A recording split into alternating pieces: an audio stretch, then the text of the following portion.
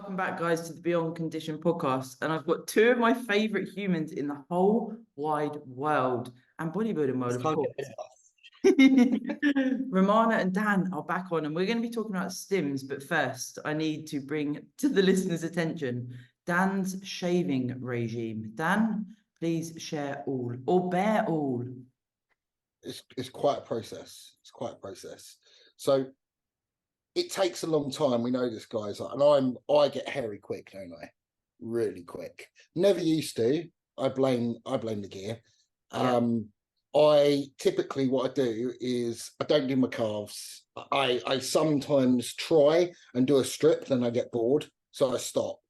I usually go one half of my body, literally leg to ab up there, and then I'll do the other side, because it keeps it interesting, because then you get a little midway point where you get to have a look at yourself in the mirror and you get to have a laugh, because you're half and half. He says he does sort of up to here. He generally misses under his pec and around his collarbone, and sometimes a bit further down on his ribs. So there'll be like the occasional patch that I then have to tidy up, because you can't.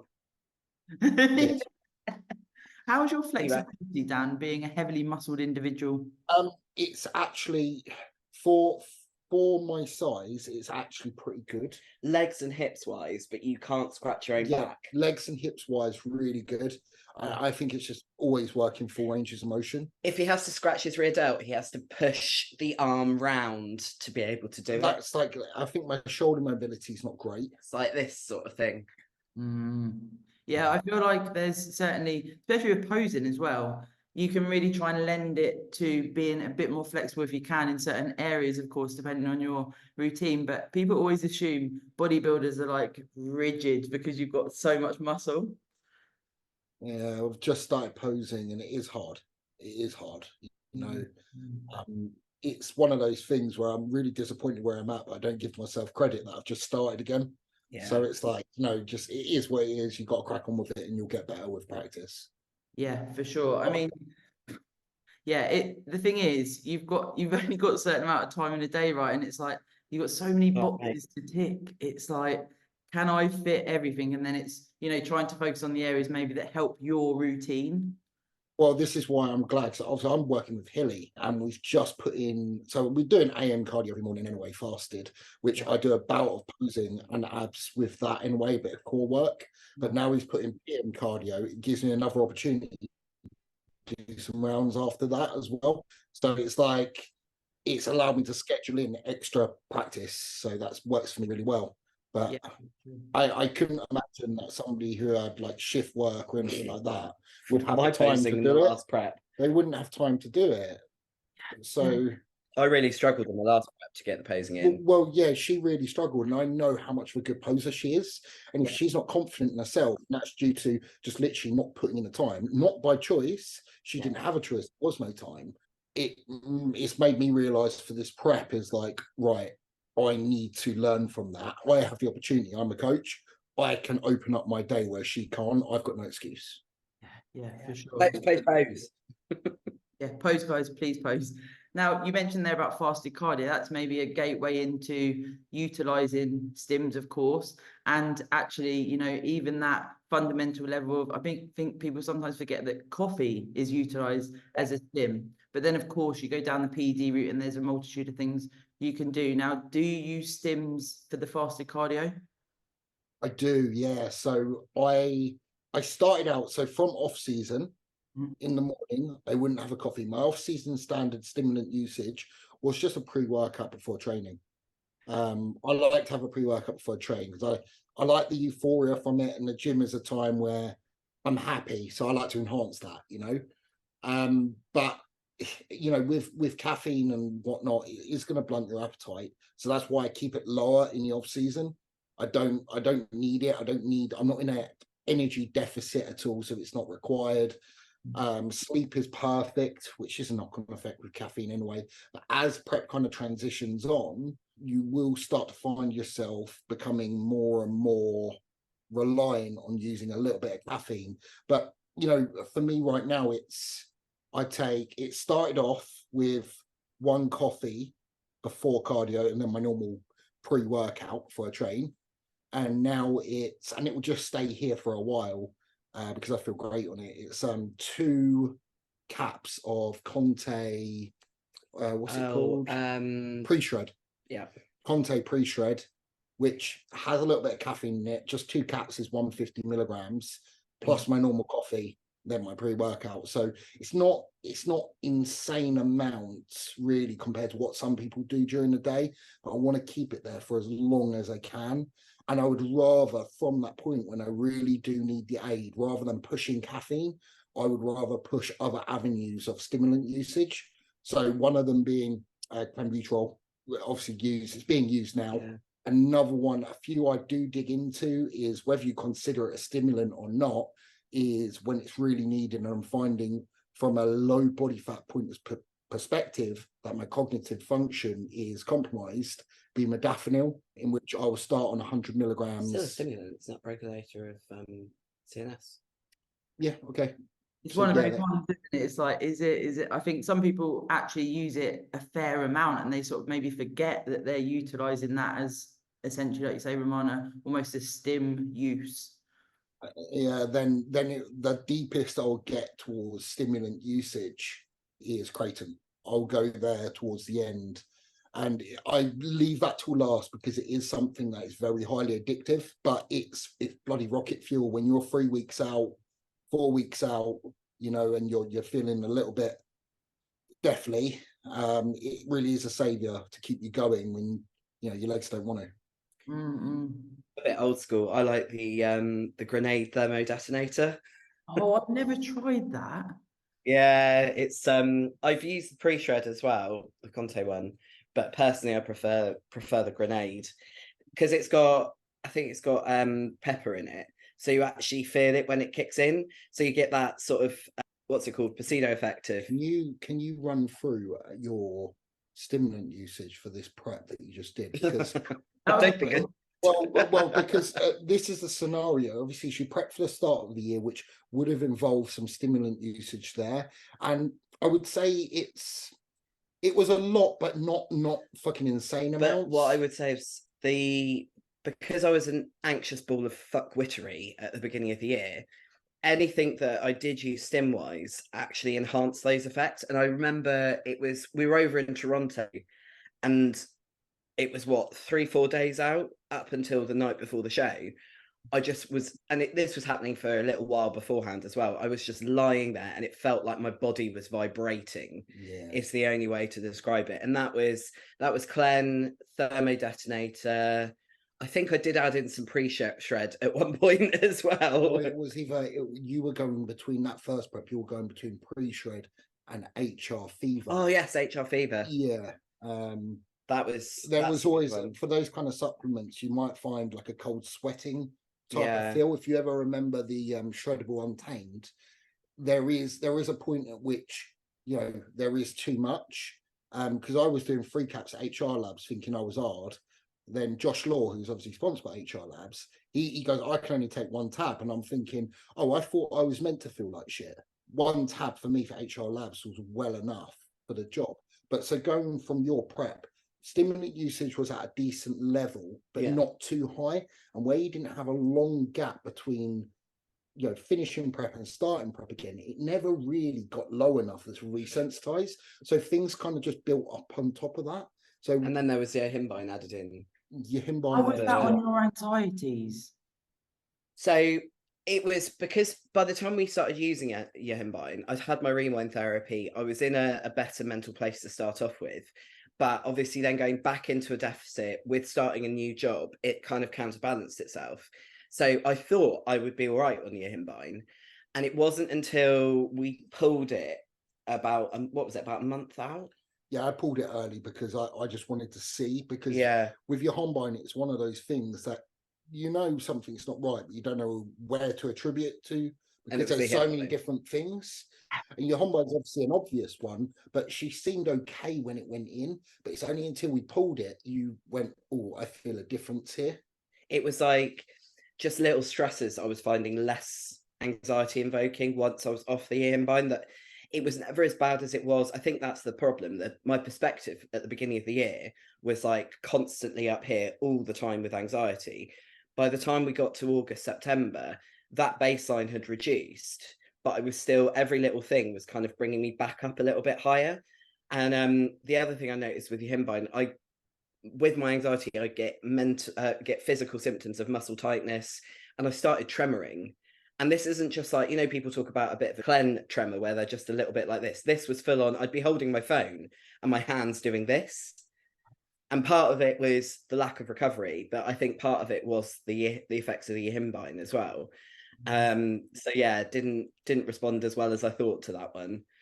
Yeah, definitely. So, I mean, at its peak, just remembering your lipolytics at its peak before your 𝗬𝗵𝗂 got pulled, we're talking 10 milligrams of your 𝗬𝗵𝗂. It was technically 100 mcg of 𝗀 at its peak, but when we used, we've got a feeling it's a little bit overdosed, so you might be talking more like 120, 130 at its most. Then we had, in the mornings, what was your routine? A Monster or a coffee pre-cardio. To be fair, I didn't really use pre-workout during that prep very often. I'm not a big fan of pre-workout.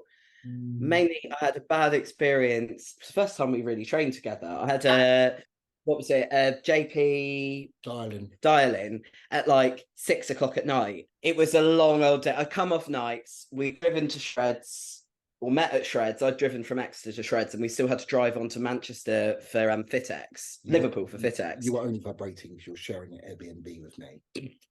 Let's face it. Do you want to go there? Hiking herself up. What is this night going to turn into? Give me some pre-work. It turned into, we turned up at the hotel. First time I met Dave Crossland, and he was like, he'd said that I had a room. So he showed me up to the room, and there was somebody else in it. And I'd said to Dan, I was like, I've got a room for FitX. Do you want to crash on the floor? And all of a sudden, somebody else in there, and I was just like, even if I hadn't been with Dan, I wouldn't have been able to share a room with a complete and utter stranger. Like, that's just Dave, bless him. He was like, I thought I told you. I was like, no, we weren't together at this point. No, we weren't. And so we ended up literally quickly booking a last minute Airbnb, which was over like the clubbing quarter in Liverpool. So not only is my heart rate doing that because of the blooming dial-in, my heart rate's doing that because of the pounding music and the drunks outside. Smell of crack as well. Yeah. Right. So 10 milligrams of 𝗬𝗵𝗂, yeah, about 120 𝗀. You were having a Monster or a coffee, one or either, which you're talking like 200 milligrams caffeine, probably 150, 200. You were having Grenade, 𝗬𝗃, 𝗬𝗃. This is all at once. Yeah. 𝗬𝗃, pseudoephedrine. Well, yeah. So yeah, there's you can get pseudoephedrine in. I don't recommend it. It was literally trying to haul my ass through this bloody training course that I had to do. So Sudafed has got pseudoephedrine in it, which is another stimulant. So I was having one of them a day as well. Modafinil. Not every day. Occasionally. Yeah, if we were going to a show or like something like that, or I was doing medical cover somewhere where I had to do a lot of interaction, then there'd be a modafinil in there on top. It's one of those things where you know that amount of usage doesn't do the physique any benefit. But at the same time, she wouldn't have been able to complete the prep. I would have been able to mentally, she wouldn't have had a job either. It was one of those things, either we're doing the show and we bring it as good as we can, or we're not doing the show at all. And it's the Olympics, so that wasn't an option. Yeah. For sure. A very relevant point you said at the start, Dan, about essentially titrating up. I've had conversations before where I've sort of talked about my use of caffeine and stims over prep and titrating up. And so many people have never even heard that term, as it were. It's like, well, I just go straight into X coffees, Monster, stimulant use. But it's a tool, isn't it? As the more fucked you get, where do you go? Yeah. If you've already started up here and you're getting steadily more and more fucked, you're going to build up that tolerance straight away. So you've hit the ceiling. Mm-hmm. Yeah. I think in that circumstance, just because it starts to get hard and you start dragging your feet a little bit, it's not always right. I'm adding more here. Just see it out and see how far you can go without doing that first. And I think there's a lot of complacency within bodybuilding that, you know, things like 𝗀 and 𝗂𝗵𝗵 and stimulants aren't bad for you. They aren't, you know, 𝗀 seems to have this kind of thought process behind it that it's a safe PD. It's like normal. Yeah. It's safe. But, you know, the World Health Organization classes it as an anabolic. It's got multiple instances of having side effects that infect like heart conductivity and heart muscle. 𝗀𝗵𝗵 as a beta-2 antagonist, it does the absolute opposite of what a beta blocker would do. So just to say otherwise, this won't affect your heart health in any way, you can't be sure. You really can't be. Well, it's got specific influence on cardiac muscle and conductivity. Yeah. And then it's also got links to high blood pressure. So if you think of yourself as a larger bodybuilder, the likelihood is that you are going to have, especially if you're running high cycles, your blood pressure is going to be up. So you're now implementing another compound that has effect on blood pressure. It's shown to create cardiac hypertrophy. So obviously if you're a bodybuilder that's a larger bodybuilder, you're going to have a bigger heart anyway.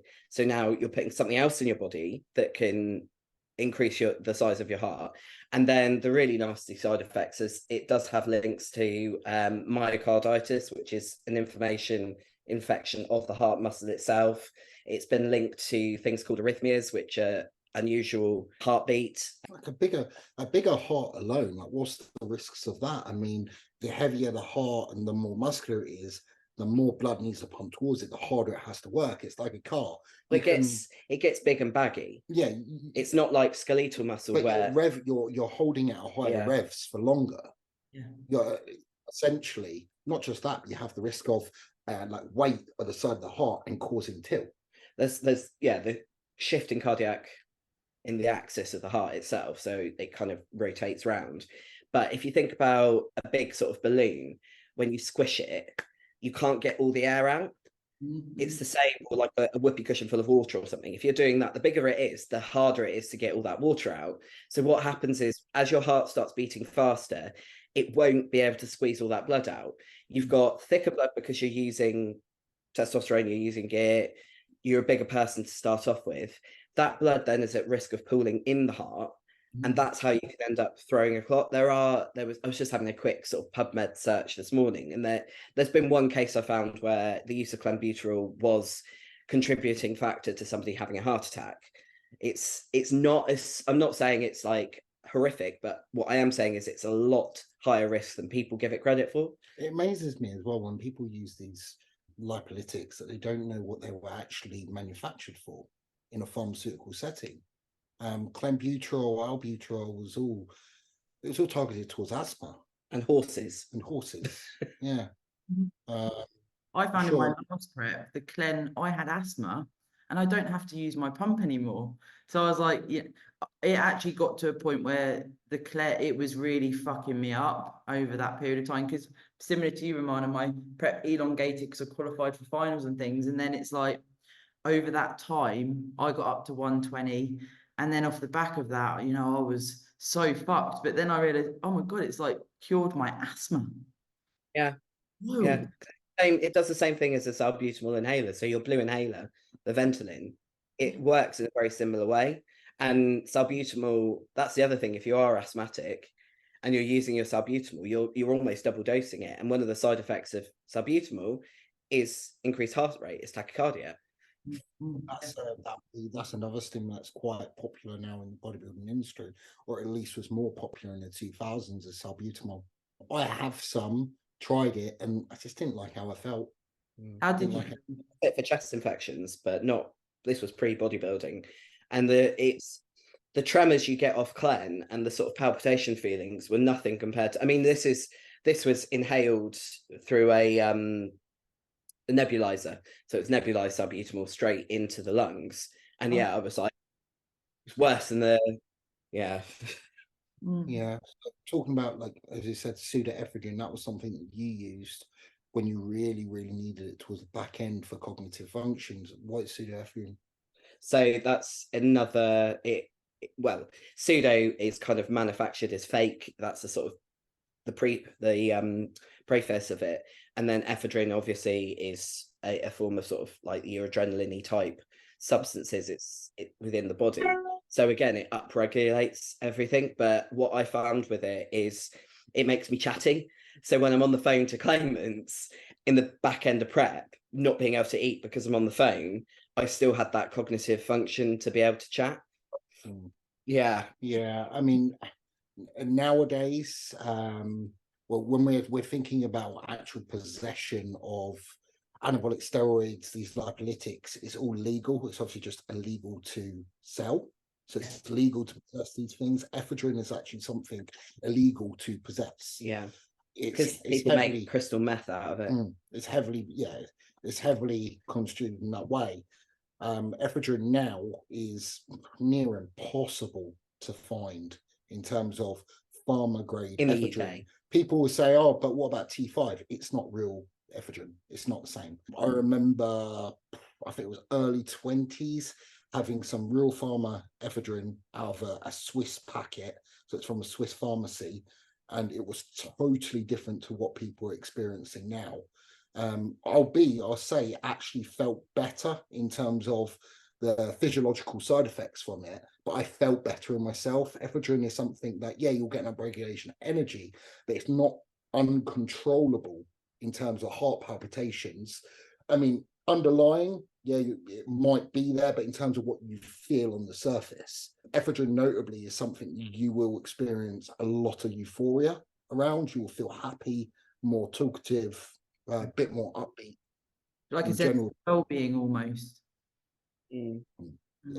Yeah, I guess as well in a prep, you know, when you are in the depths, to seek out that feeling, because when, like you say, it gets fucking hard, that then could, of course, lead to, you know, feeling fairly addicted to chasing that feeling, because sleep can be fucked for most of us at that point. There are outliers, of course, that sleep like a late baby, but I've always been, you know, sleep has been a problem.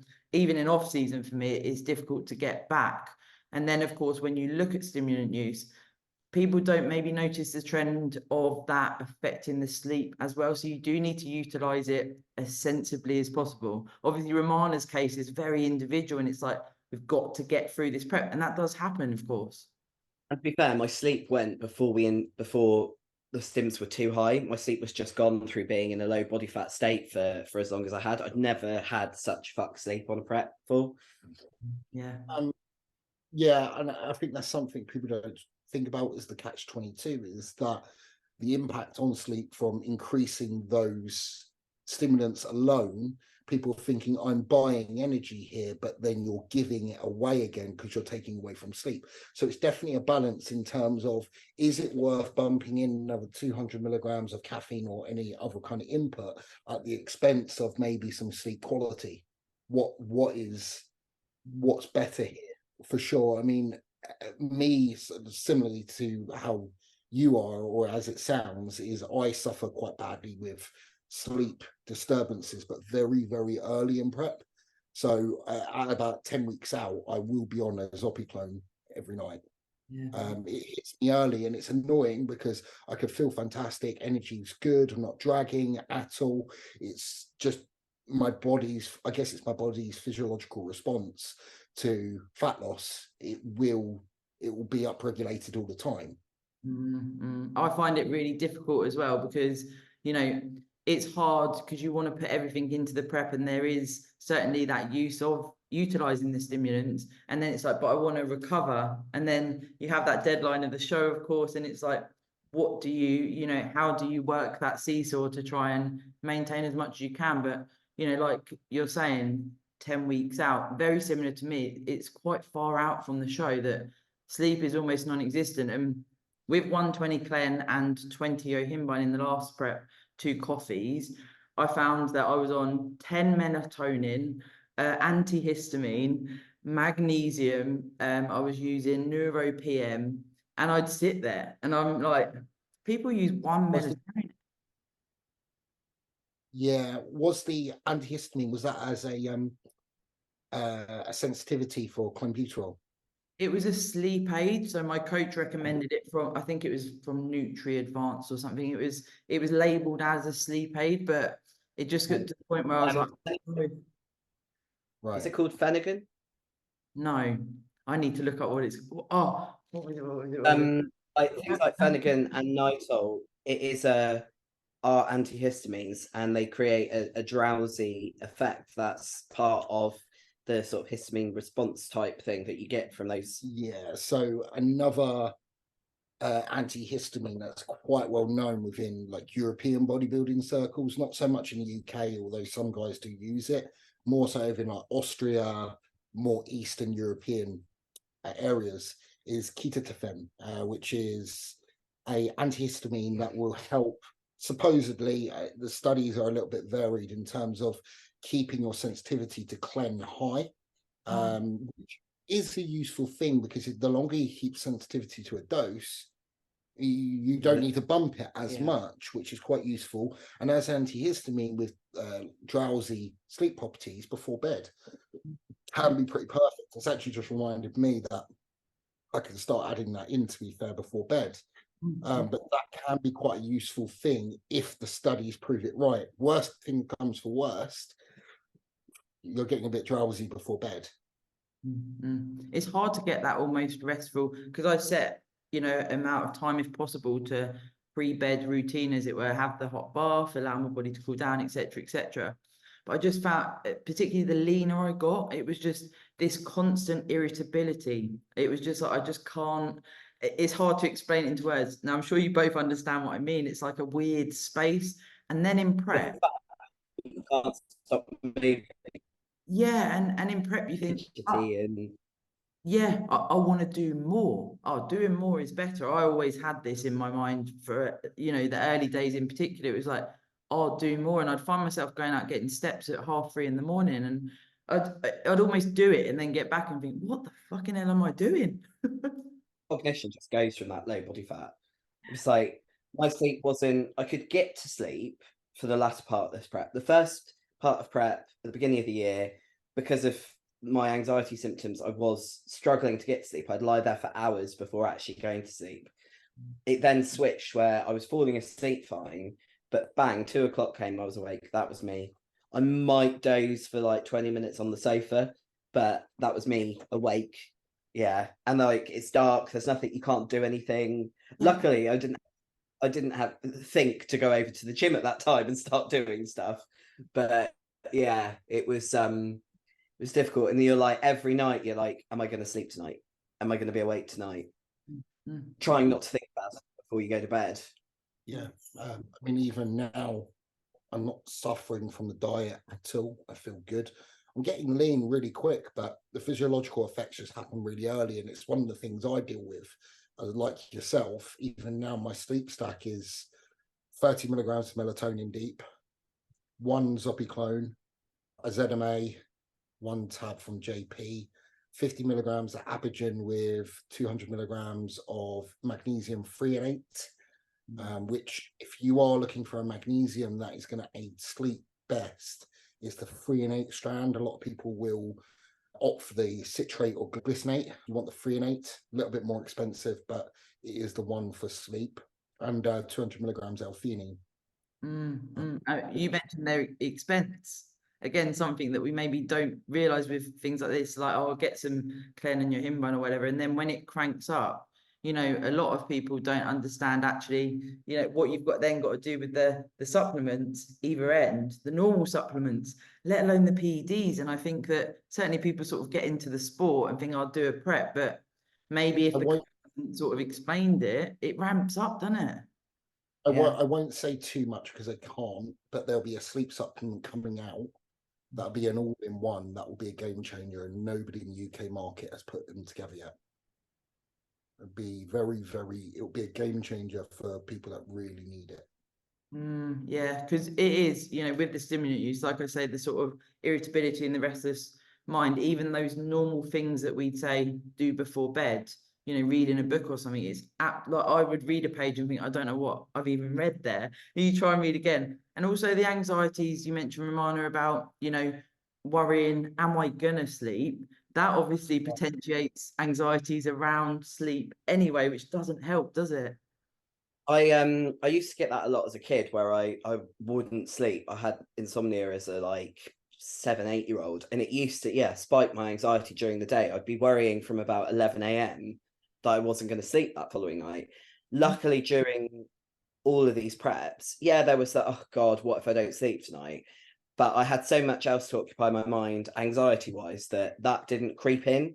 But what I will say is, like, that beginning part of the year, well, all the way through my prep, I was on propranolol, prescription propranolol for anxiety. And those nights when I was struggling to get sleep, I was on propranolol probably up until the end of November, and I ran out and I haven't used it since. But even with the propranolol, which I upped to 60 milligrams at one point, I was still having palpitations before going to bed. Was that the stimulants? Was that the anxiety? It's very difficult to tear the two apart. You know, they both do the same thing. 𝗬𝗵𝗿 actually also has a similar effect to clenbuterol on the heart, on the cardiovascular system. So it's another thing, just adding into your heart already feeling like it's bumping, like pounding out of your chest. Clenbuterol acts on the beta-2 receptor. 𝗬𝗵𝗿 acts on the alpha-1 or alpha-2 receptor. The 𝗬𝗵𝗿, what a lot of men will find the benefit out of is, whilst they're using it and they are low and they've got low energy, their sex drive comes down. That it was originally used as a libido booster. So it does have its benefits in that way as well for ED or anything like that. Yeah. So I think it needs a function. Yeah, I mean, there's so many PEDs involved as well.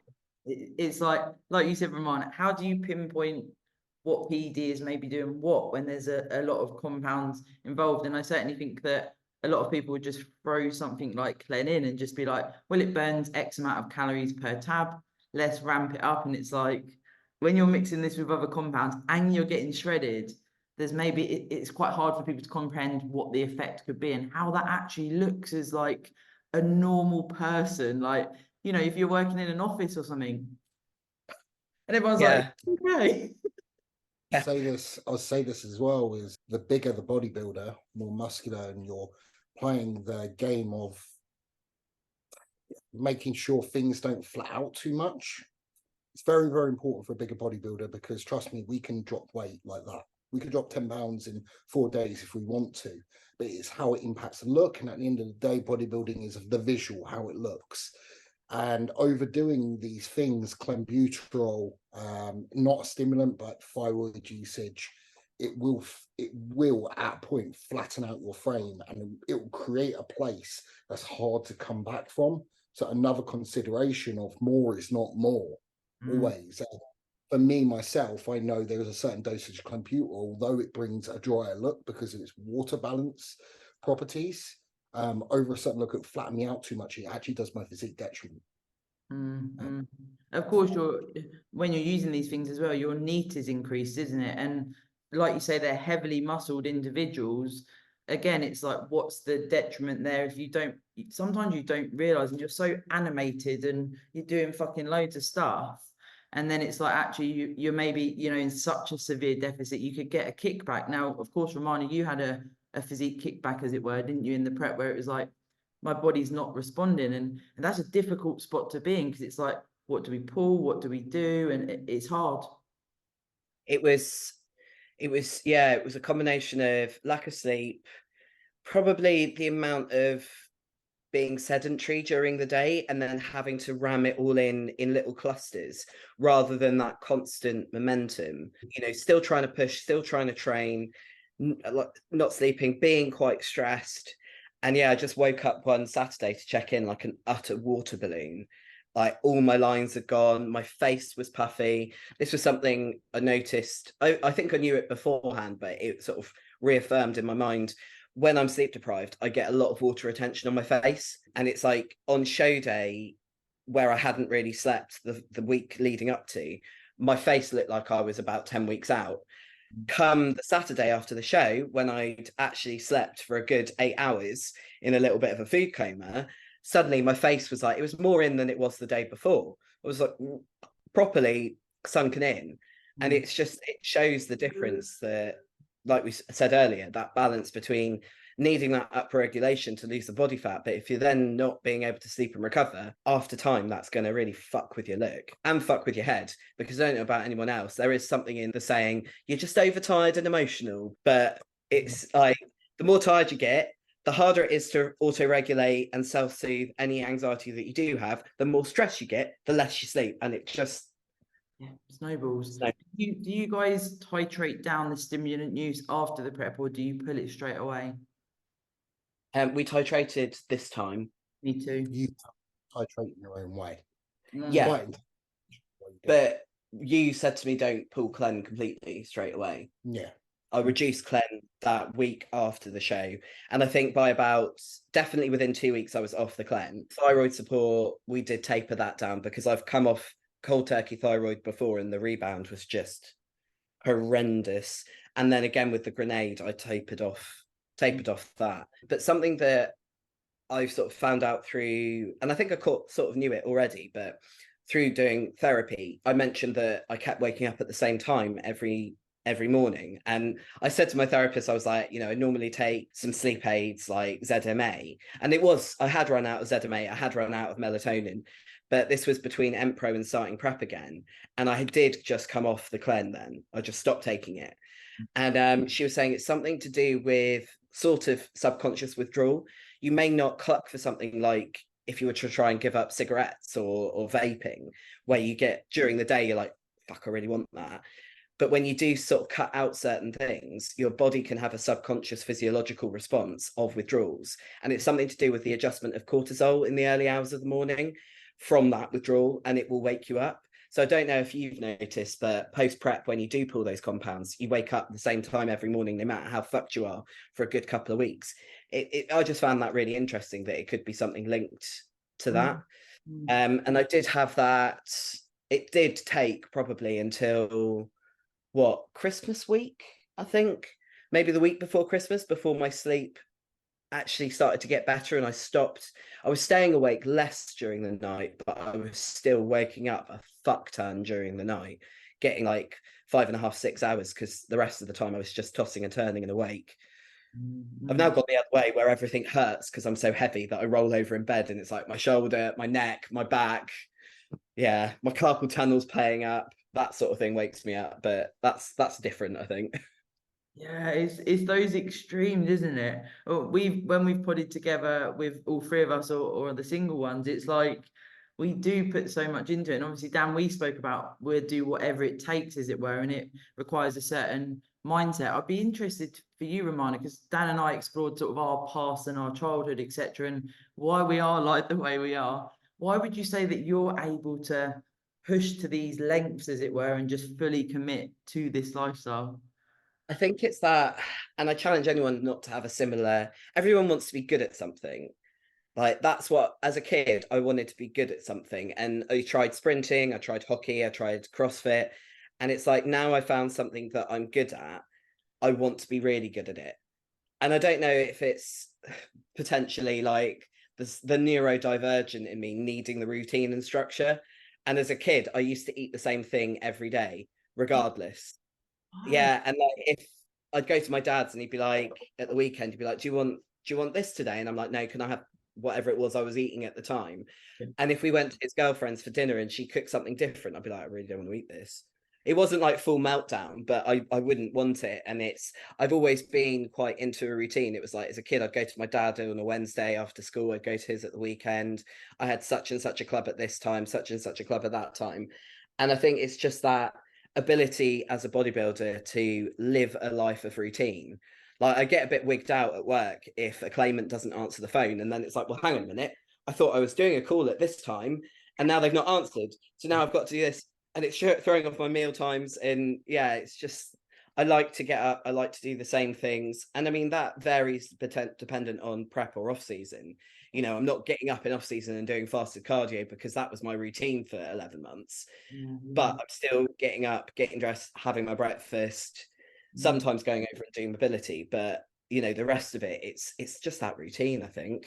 The safety of it. I think even in the time we've been together, you used to be a lot more extreme with that kind of thing. Oh as yeah, well. I've chilled out a lot. Like, for example, if we were saying we're going to a supermarket like Tesco, and I changed plans, we're going to Sainsbury's, that was an issue.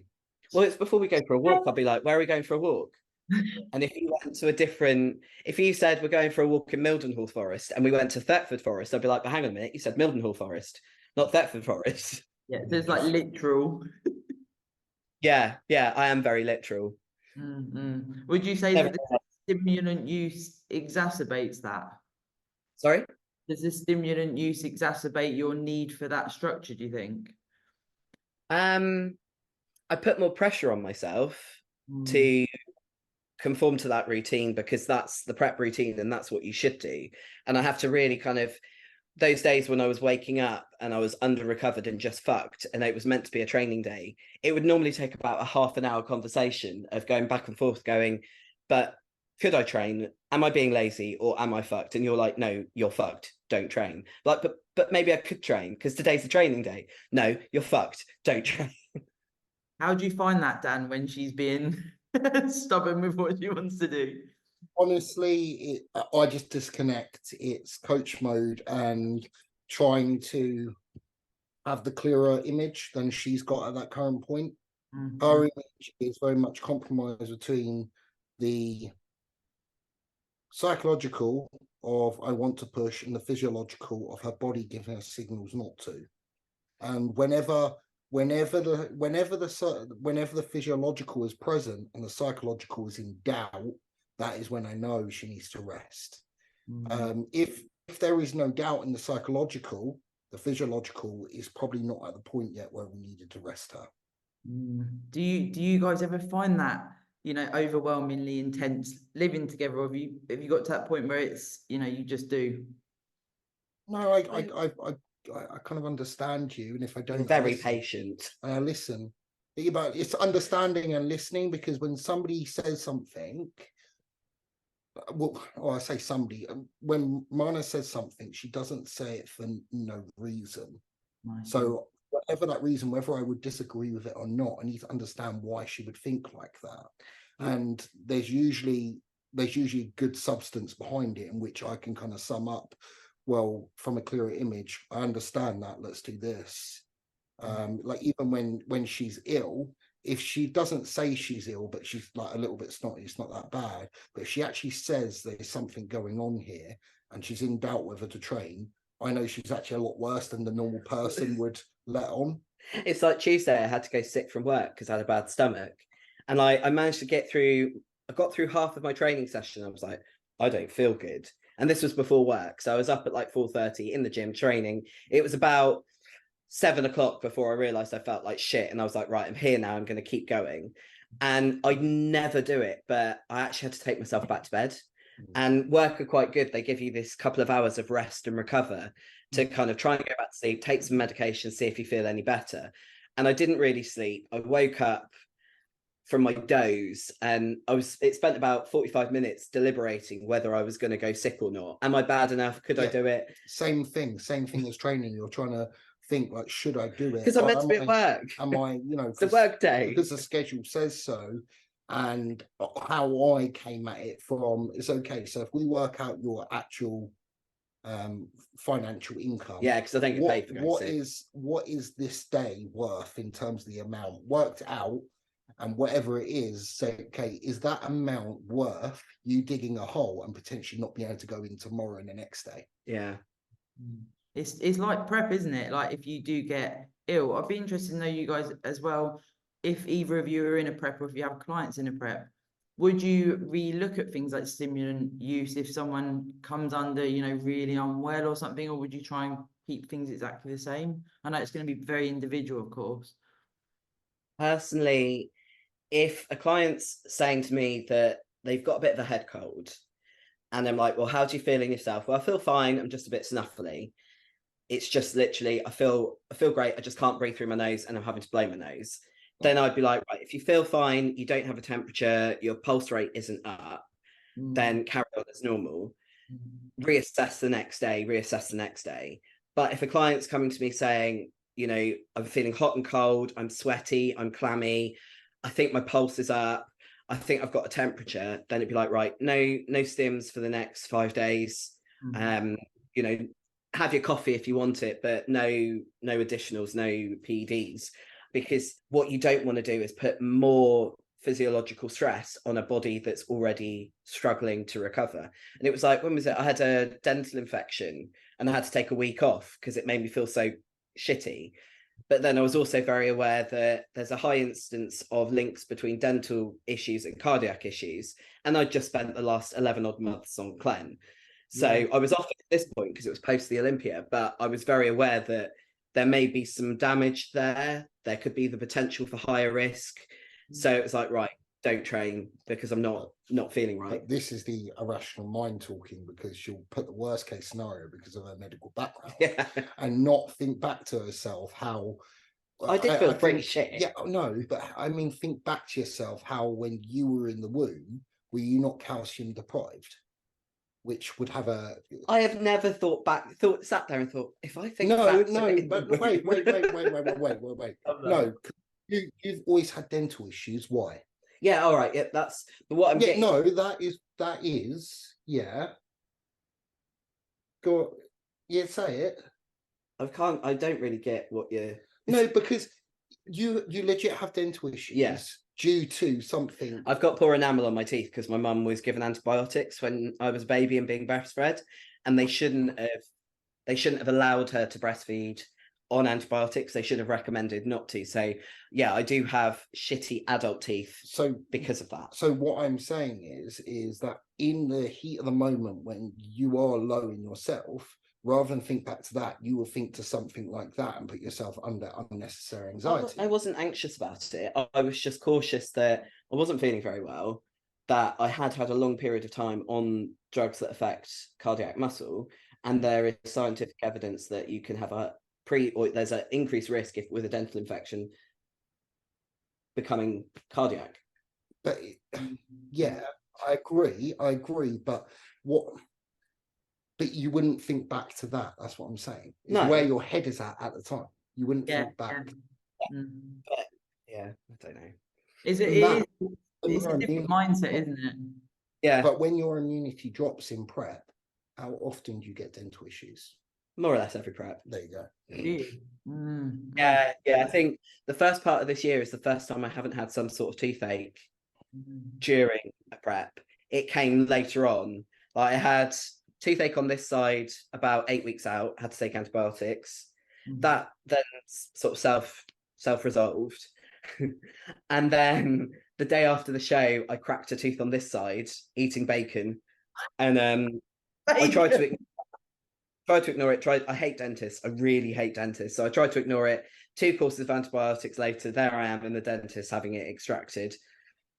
Yeah. But my point is in these moments in prep, it's funny how the mind works to the extremes rather than probably the least logical kind of explanation.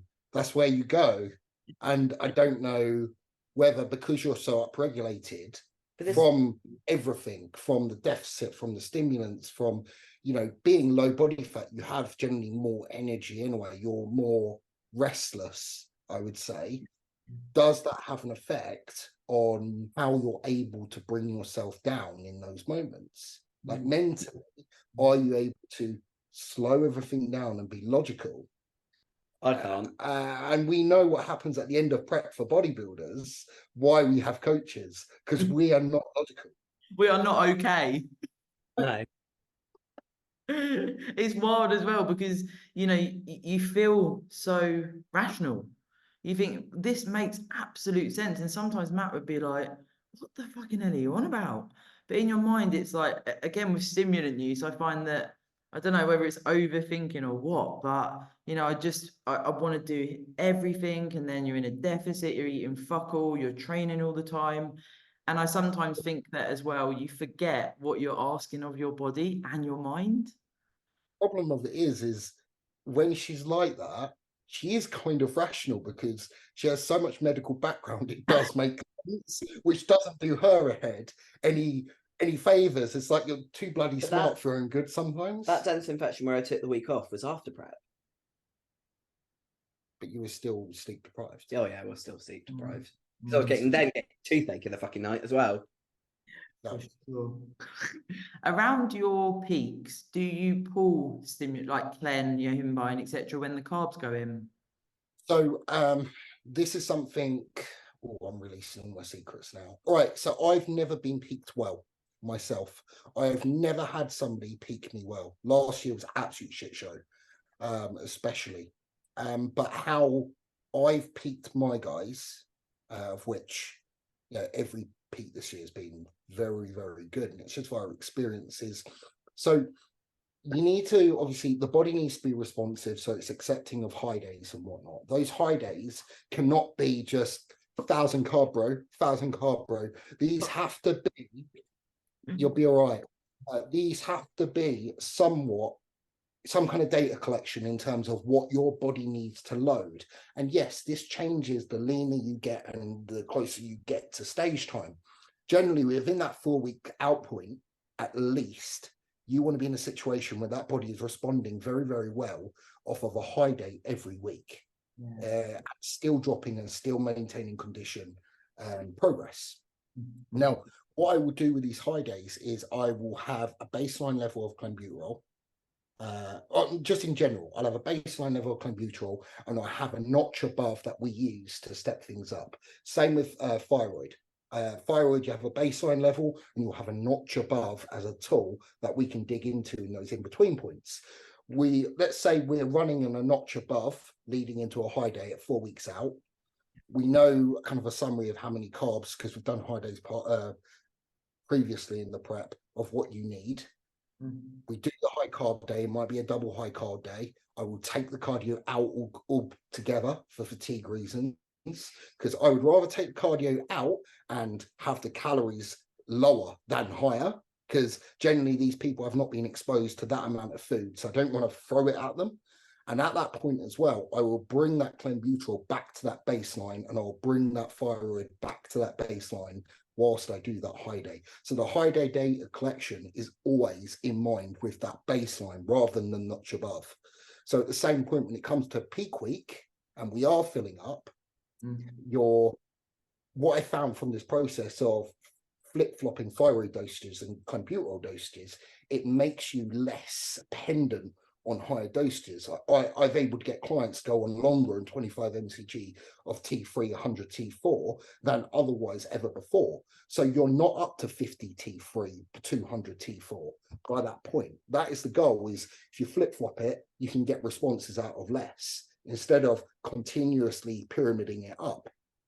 What I found from that is when it comes to peak week, you're on lesser dosages of Clen. So then when it comes to knowing how you respond on that baseline level of Clen, also a minimal questions of how that will affect the body, because we know clenbuterol has a water pulling effect.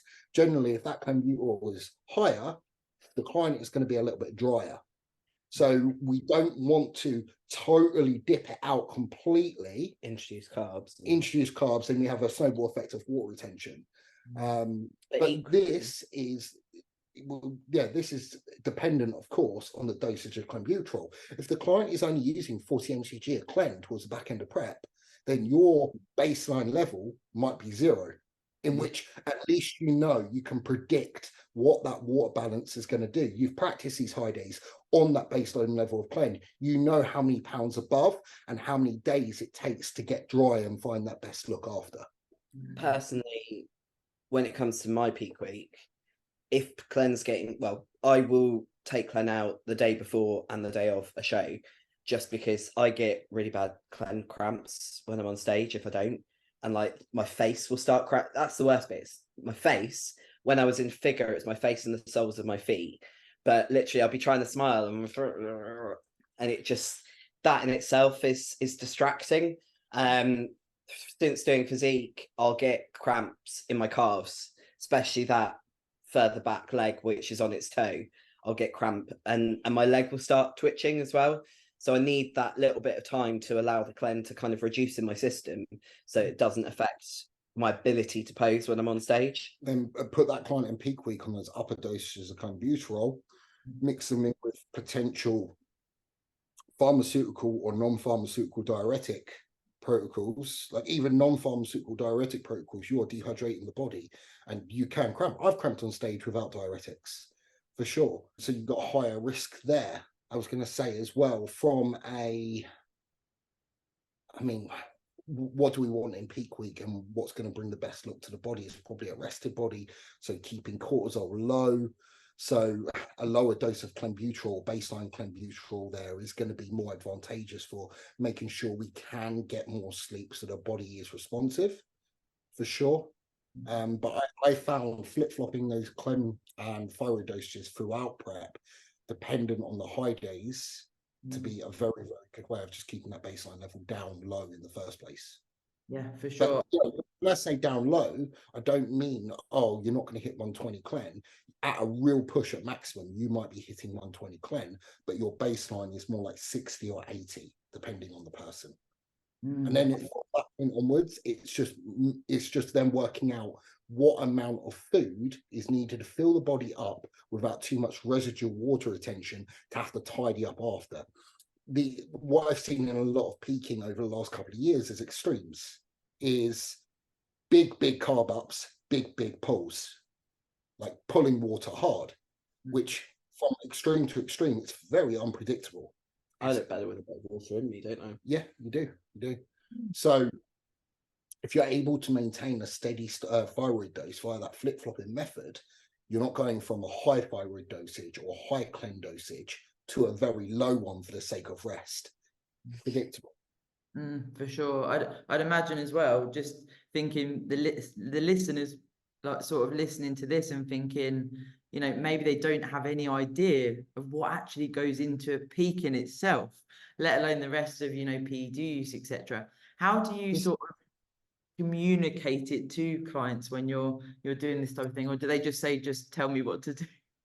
They start to, so in prep, when they are within that 8-9 week out mark, we're chickening daily, and they start to expect what I'm going to say. Before, when they check in immediately, I'm on them immediately. I have a look at them, and they have their, I know what their thyroid dosage is. They wait for me to tell them what to take that day before I'm on it, bang on the point immediately. So then if I say 80 mcg clen, 120 mcg clen, I say 120 again today, or let's say I wanted to lower it that day just based off the look, I go 80 today, and then they go.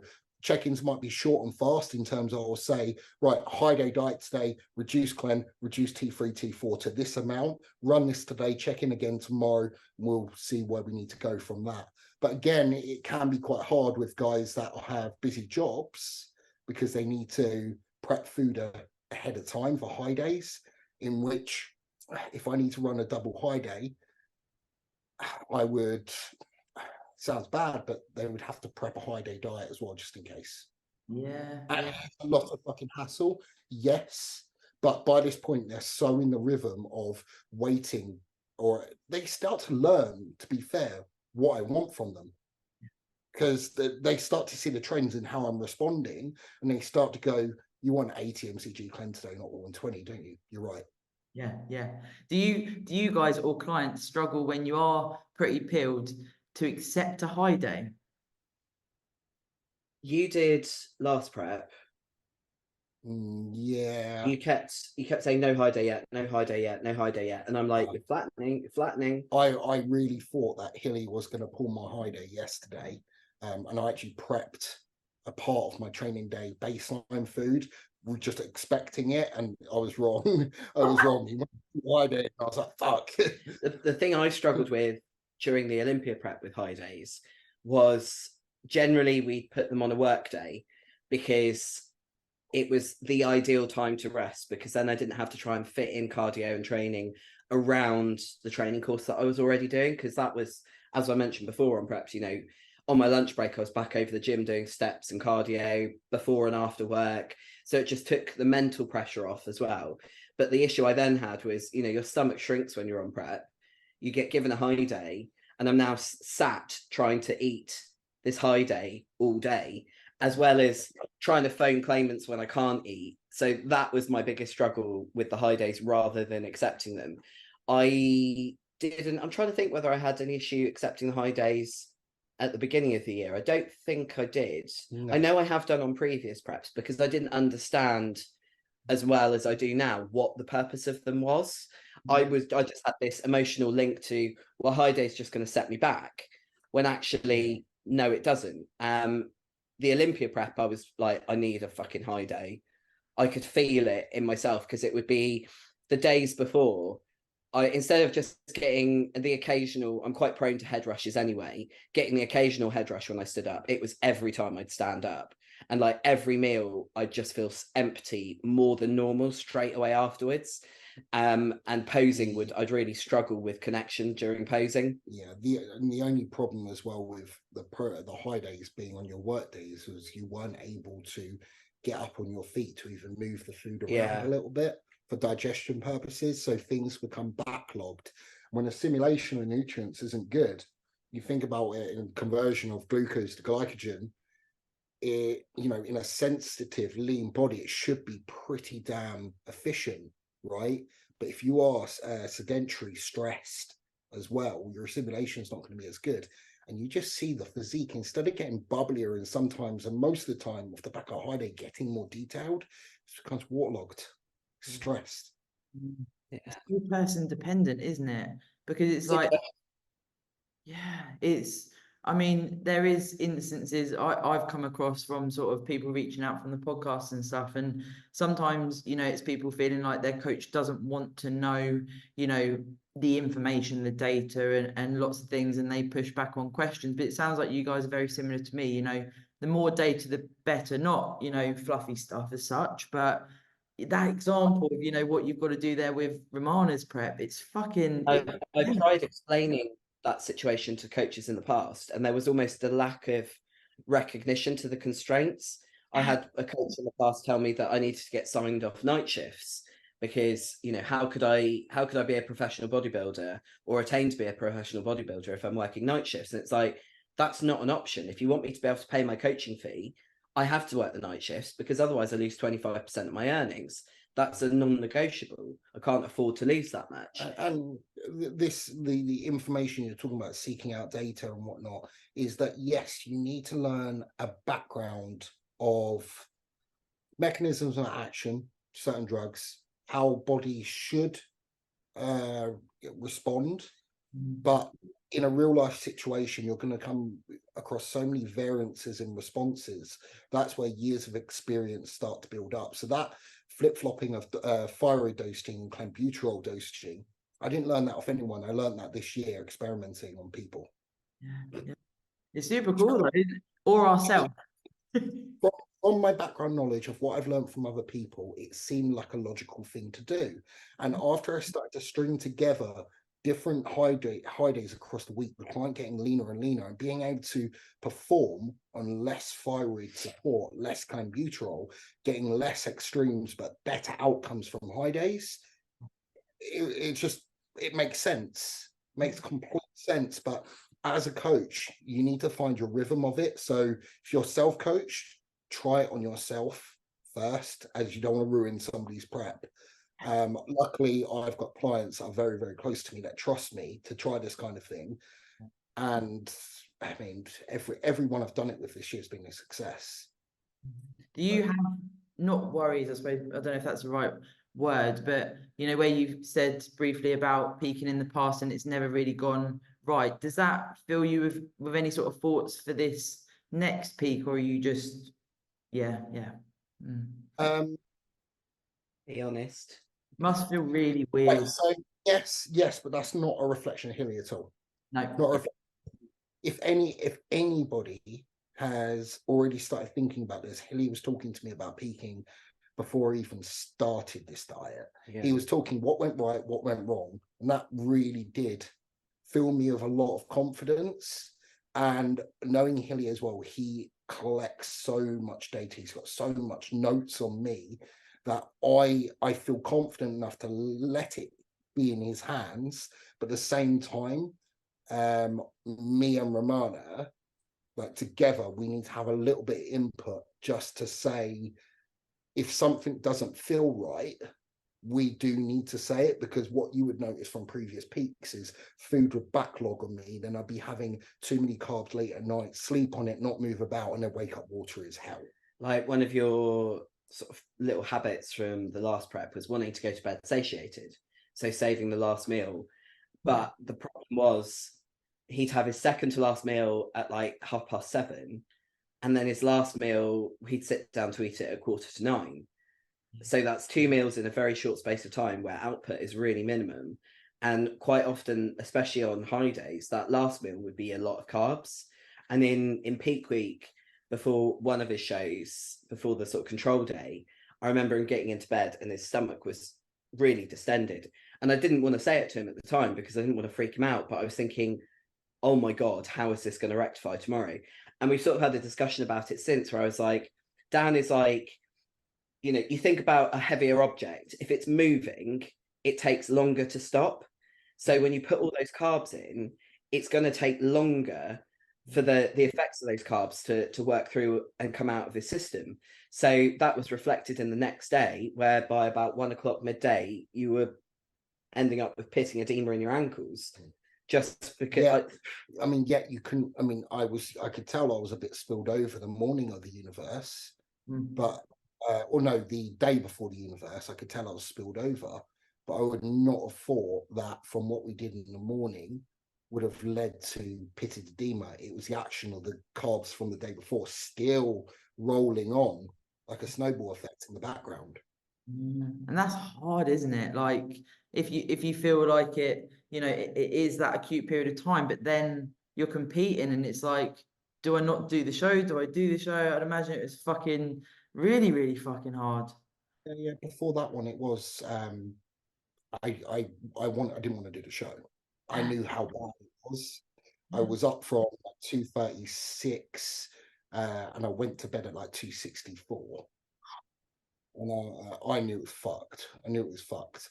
But let's learn, you know, like I've got so many notes of not to fucking do this again. Yeah. And you know, as I say, I've got full confidence in 𝗁𝗲, and he's been nothing but very, very firm on being conservative, and he understands how to work with bigger bodies. Yeah. He's coached JP, who I can imagine, like, although it takes a lot of carbohydrates to fill out on a bigger body, I find that you can't just throw it all in at once. With people with sensitive digestive systems, typically bigger bodybuilders, because what they've done to have that muscle does take a strain on the digestive system, GI. You need to put it in slowly without spiking it. I'd like, especially considering your baseline diet last year for prep was for a very long time 0 carb, like maybe a few greens here and there. So you've got somebody that's not eating any carbohydrates with a smaller stomach. Peristalsis, the action of like actually digesting and moving food through digestive system, has slowed down because it hasn't got the volume going through it. So you've got this slow, sluggish, small stomach, and then you just chuck a fuck ton of carbs at it. It's going to think, what the Christ? What? Oh my God, I've got actually, oh no, I can't deal with this. Can't deal with this. So it's going to be slower going through the digestive tract because you've down-regulated it for weeks on end beforehand. 0 carb as well, mate. That's savage. Fair enough. It wasn't fully 0, but near enough. But yeah, fucking hell. Were you allowed fats? I did have fats. Yeah. Wild. Now, before we wrap up, I think a good sort of place to end it would be, if people have listened, I mean, they're probably going to be like, bloody hell, there's a lot of information here. But if people are looking at stimulant use and they haven't used it before, and we know we can play it straight, coaches will say, take this, and they won't tell you maybe what that's going to feel like. If we choose Clen as the example, because it's like famous for, as you said, Romana, no health effects, it's all good, just pop it. Is there sort of some advice you guys could give to how that sort of may feel, or things to be cautious of? One big thing that's my little bugbear is if you've got any history of any cardiac issues at all, stay away from Clen, stay away from your Himbine. It's not worth the risk. That's my personal opinion, knowing what I know. Last year I had a client who history of some heart issues and arrhythmias, and he wanted to go on clan. I was very firm with him. So absolutely not. And obviously there are certain medical histories as well that dictate that it also wouldn't bring a better look. So for example, type 1 diabetes, type 2 diabetes, 𝗬𝗏 will have a massive effect on the fluctuation of blood sugar levels. So 𝗬𝗏 is something as a diabetic you should not be using. As far as how it feels in the body, you know, expect palpitations, expect an upregulation of anxiety, expect some sweating, expect some tremors. But ultimately, what you've got to try and work out for yourself is to start off with whether the risks are worth the reward. You know, do you want to put this compound in your system knowing what it could do to you? If you're pre-exposed to anxiety, will palpitations, tremors, sweating make you feel more anxious? And again, you know, actually work out whether you want to feel that way to start off with, whether you want to have the side effects on your sleep. You know, if the answer is yes, you want to go there, then that is your decision to make. But, you know, do a bit of Googling, do a bit of research and talk to people. Understand the goal of what you're trying to achieve, what it entails. Yeah, for sure. It's certainly a message that all three of us try and get across. We will keep trying, guys, and all of the listeners know my message. And of course, the guests I get on resonate with that. So it is something, of course, to think about first, and the message there as well. Educate yourself as well as what your coach is telling you. If you're new to this, you know, don't just go all in unless you've got that informed decision. So thank you so much, guys. You are literally the best. And hello, doggy.